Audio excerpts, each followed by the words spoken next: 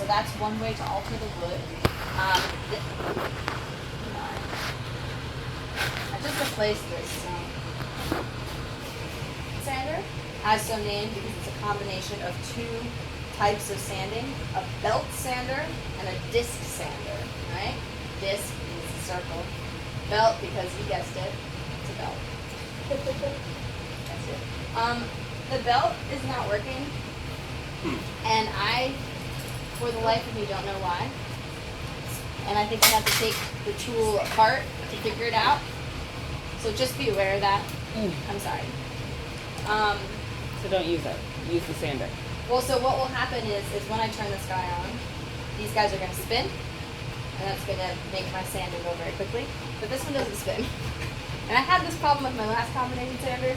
I think the connection between the two. It basically just works by a motor connected to these two, and then they spin. I think the connection point between the motor here is not working. Because this one's working. Anyway, so I'm going to just tell you about the disc sander for now. This is going to be everyone's favorite tool, because it always is. The disc is going to rotate in this direction.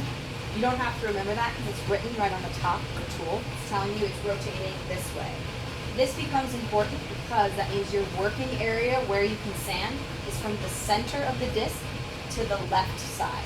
Because if it's rotating this way, when the disc is coming up from underneath here, that means that if you were to put your material here, it would push it up, okay? But on the other side, it's going to push it down, all right? So that's what we want. You can, people get dangerous over here and whatnot, but you just have to be really aware. I'm going to apply similar principles to some of our other tools. So now that we know our rotation, one thing that's important to keep in mind is that we're going to keep our piece on the table, and then we're going to apply it to the disc, the sanding disc. You never want to tilt it in this direction because remember it's pulling it down. So it will want to pull things into this little crease down here. If you have very small pieces of wood,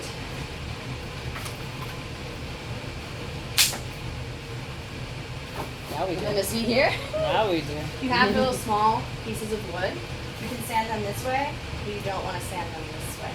Alright? There's always another way.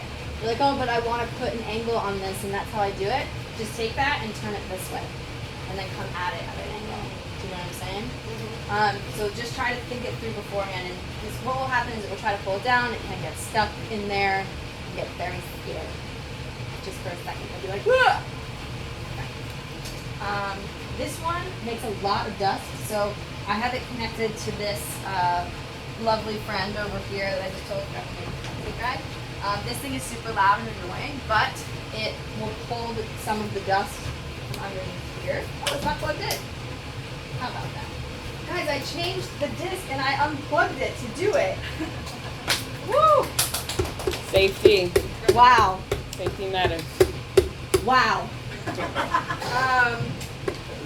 All right, I'm gonna show you. This one you probably want your picture for.